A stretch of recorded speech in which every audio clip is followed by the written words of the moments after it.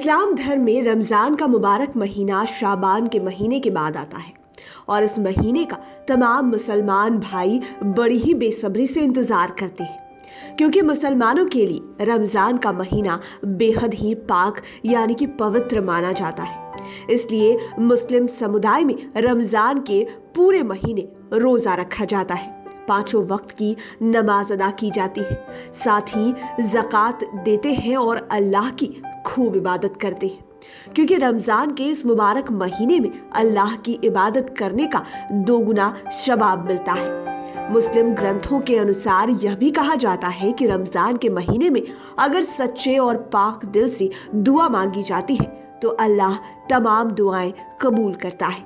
इतना ही नहीं, रमज़ान के महीने में लगभग सभी मुसलमानों के घर इफ्तार के समय स्वादिष्ट और लजीज पकवान बनाए जाते हैं और रोज़ेदार को परोसे भी जाते हैं। इस्लामिक कैलेंडर के अनुसार रमज़ान एक महीने का नाम है जो शाबान के बाद आता है। इस्लामिक कैलेंडर में यह महीना 8 महीने के बाद यानी 9वें नंबर पर आता है।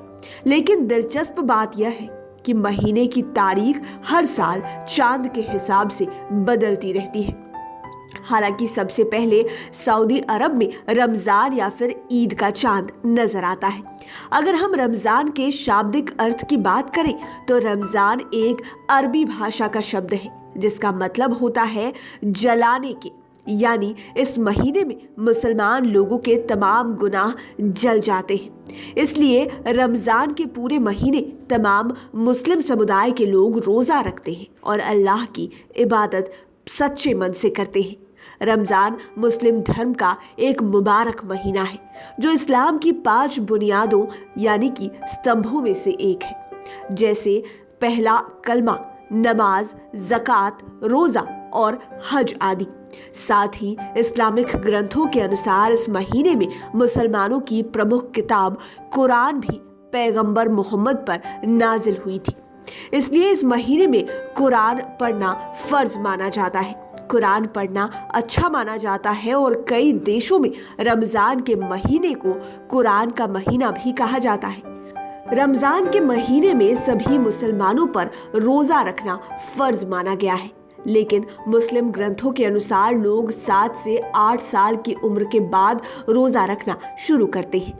रोज़ा रखने के लिए सभी लोग सहरी से लेकर शाम के इफ्तार तक भूखे रहते हैं और न कुछ खाते हैं और न ही पानी पीते हैं। हालांकि कई लोगों को रोज़ा न रखने की भी छूट दी गई है, जैसे गर्भवती महिलाएं, स्तनपान कराने वाली महिलाएं, बच्चे इसमें शामिल हैं।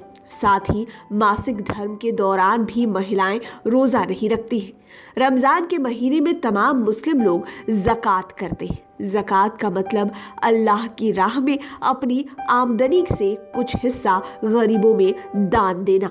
रमज़ान के महीने में लोग हर तरह के बुरे काम को करने से बचते हैं और अल्लाह की पूरे दिल से इबादत करते हैं। इस महीने का महत्व इसलिए भी ज़्यादा है क्योंकि इस महीने में कई शब्बे कदर की रातें आती हैं, जिसमें पूरी रात जागकर अल्लाह की इबादत की जाती है। माना जाता है कि रमज़ान के महीने में जन्नत के तमाम दरवाजे खोल दिए जाते हैं और जो रोज़े रखता है उन्हें ही जन्नत नसीब होती है।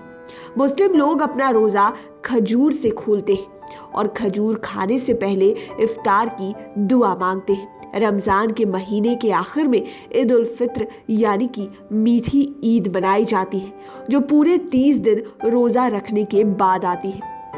इसलिए यह मुसलमानों का सबसे बड़ा और महत्वपूर्ण त्योहार है।